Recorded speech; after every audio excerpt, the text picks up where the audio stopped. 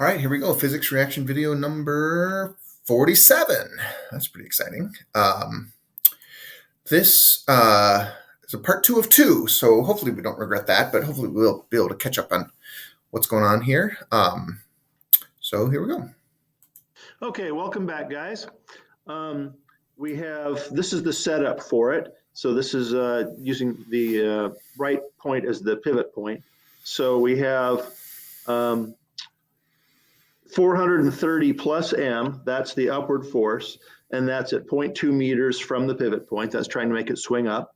And then for the torques trying to make it swing down, we have 430 grams at 0.1 meters from the end.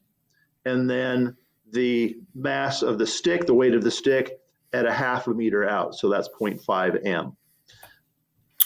Okay, so I guess a static equilibrium problem, trying to figure out, if it's swinging or not. I'm not 100% sure what this force is, but we'll assume that somebody's just providing that. What I really love, of course, is the graph paper, right? Graph paper makes this stuff super, super easy to do. So I'm intrigued by this. So 430 plus m at 0.2. Okay, so there's just some weirdo force at 0.2. And then 430 at 0.1 and half at 0.5. What I love about this construction here is it's not really an argument about signs and clockwise or counterclockwise rotation. It's just like they're fighting against each other, and I'm guessing it's stable, so they're set equal to each other. So the idea of students getting confused about signs happens all the time with this stuff. Is this my right hand? Is this my left hand? Where's the pivot point? But asking them, well, which way is it going to make it swing, and recognizing that they're fighting against each other can help you equate these things. All right, cool. Solve for m, and you wind up with the same thing, 143.3 grams. But this is the setup for you, or something very close to it, equivalent to it. Okay, now we're going to move on to Planck problems. And again, the Planck problems are where you have a Planck which is supported from 2 points.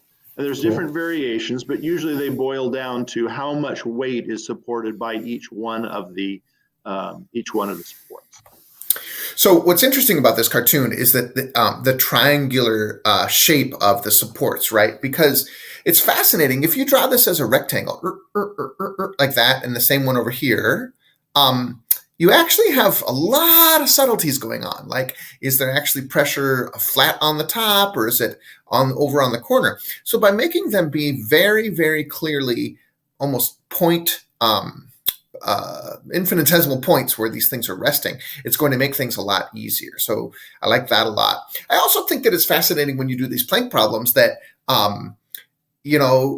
if the thing doesn't flip over, I think students might think, well, it's just being supported, done. I can put a mass here, I can put a mass here, I can put a mass here, I can put a mass here, all of it. Oh, yeah, as long as you put the mass in the middle, done. And I think that my naive approach to these problems way back when I first started studying this was like, oh, easy. They just equally support it. So imagine you're a person holding this gigantic thing, two people holding this, and another person is on here walking. I might think, well, as long as you're between us, I'm not worried. We're not going to flip over. When you start walking over here, then that's when it's going to get hard. And so I used to, I think, naively just assume that all that mattered was that extra weight was added between. But, as we'll see in this problem, it gets more complicated than that. Well, I assume he's going to add some extra masses here and there. So let's see how it goes. Okay, so I'm going to show you one that I have set up here. Oh, cool. Yeah, there it is. Oh! Okay, so we have...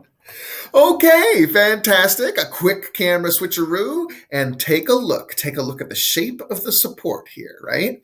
That is super awesome. Also note that the meter stick is bowing a little bit. Well, maybe that's the camera. Let's see. This looks straight. Wait a minute. Is this a 5-sided lab table? 1, 2, 3, 4. That's cool. Anyways, this is nice and straight. This is straight. I'm trying to see if this bowing that I'm seeing is from the camera or not. I don't think it is. I think that's literally these masses are bending the stick a little bit. And I love just having them on the scales. Man, that's such a cool demo. And how easy and quick to set up for this.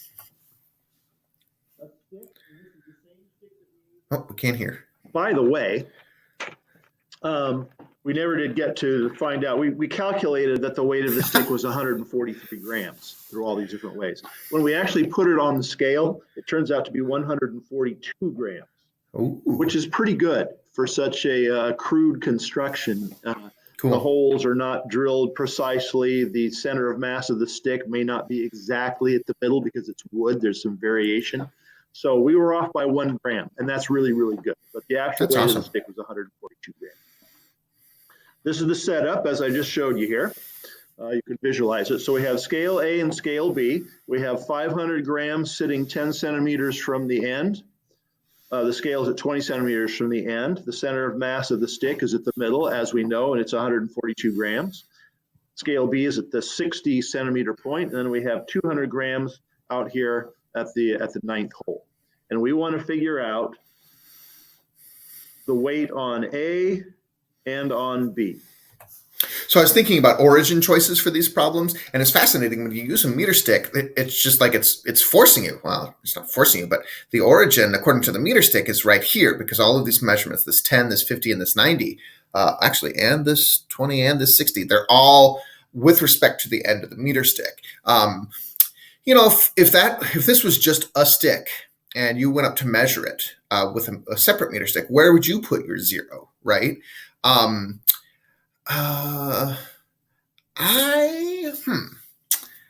think I would just measure all of the relative things. I guess I would measure everything relative to these two guys. So I might measure this relative to the pivot. I might measure the pivots with respect to each other, and I might measure this relative to the pivot. But I guess for the center of mass, I'd probably measure like this distance here. Now, of course, if you just knew this, this, and this, you have the whole story.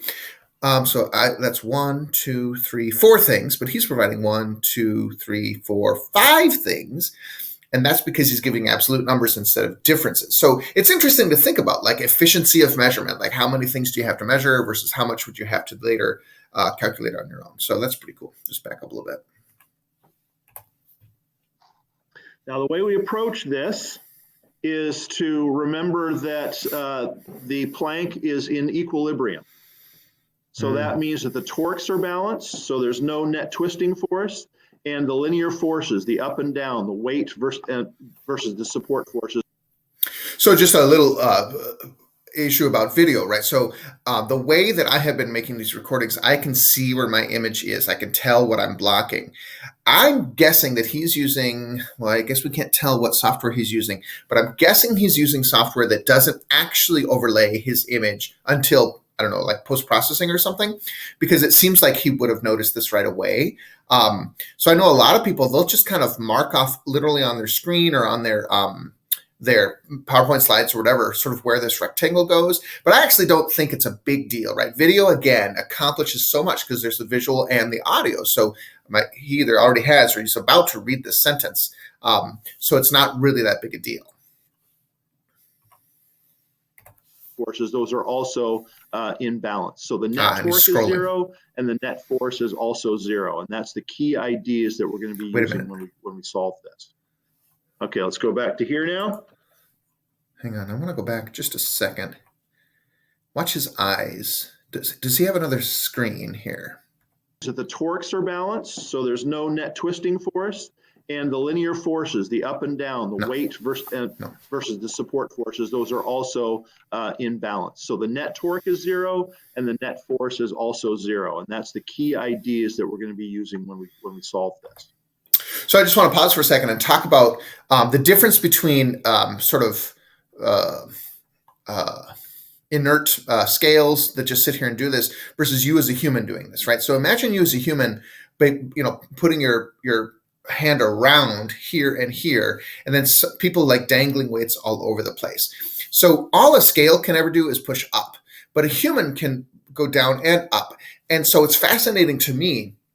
And I notice this, I carry my bike up and downstairs all the time, right? And I notice that often one hand has to be actually pressing down quite a bit to keep it from spinning. And that extra mass I'm putting here is the other hand has to provide that. And so that's why my bike feels so heavy, when in fact it's not. If I just lift it straight up, it's actually not that heavy. But when I'm trying to keep it from rotating around when I'm walking up and down stairs, often a lot of my force is down to keep it from rotating, which then I have to compensate with the up.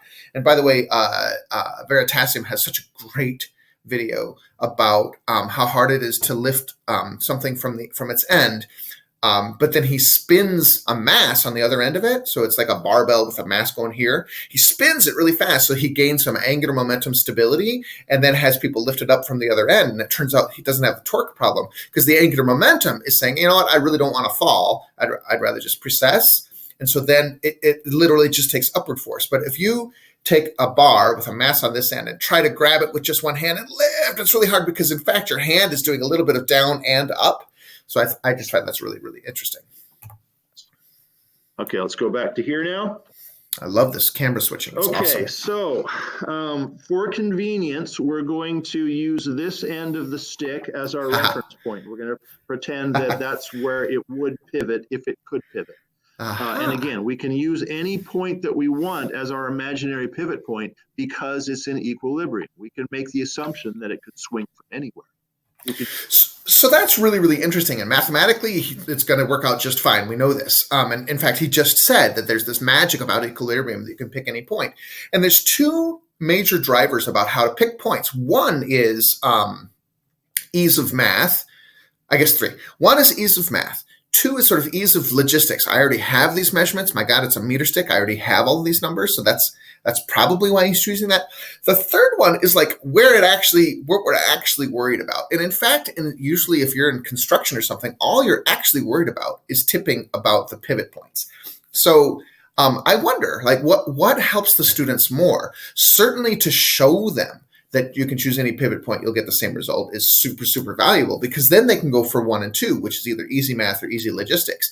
But I would say that your gut is like, that's never going to happen. Oh my God, that's never going to happen. What's going to happen is pivoting, or I guess losing contact between these two. So maybe the students will be motivated to always choose these. But I think to show them mathematically, by repetition, that in fact you can choose any one so that they can go back to making their lives easier, math or logistics. Very, very cool. We could just as easily use the other end. We can use one of the pivot points on the scale and have, torque this way versus torque this way relative to the scale. I personally find that it's easiest to use the end. I think you'll see why here in a moment. It keeps the I was just thinking, and I'll back him up so we can make sure we don't lose his train of thought there. But I was actually thinking, when I contemplate doing torque problems, I actually always choose a pivot to make one of my forces not matter.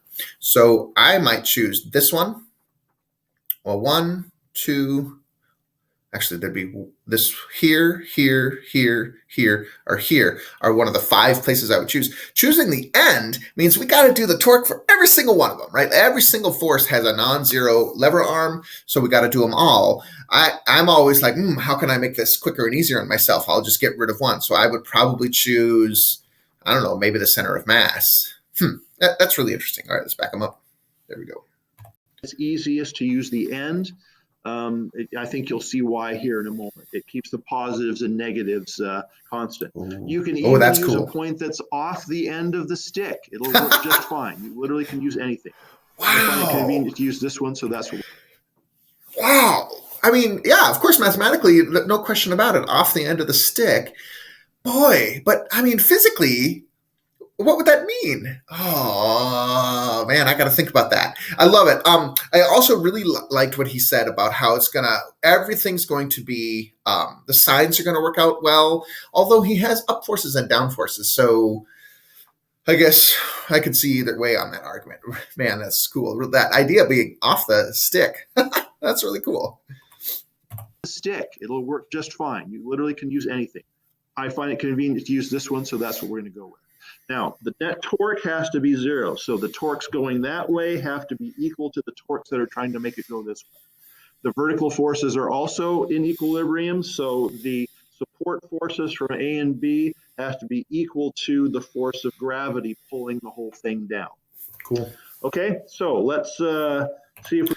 So let's talk about unknowns here. So I think the 2 unknowns are the value of these 2 forces. So we have 2 unknowns, right? Because we know what the rest of these we basically don't know the up forces. And so he just showed that there's two considerations, right? So we're going to have one equation, we're going to have another equation. So yeah, we're going to have two unknowns. So if there were multiple pivots, let's say I put a third pivot on here. Oh, this is interesting. If I were to put a third pivot on here, I'd still only have two equations.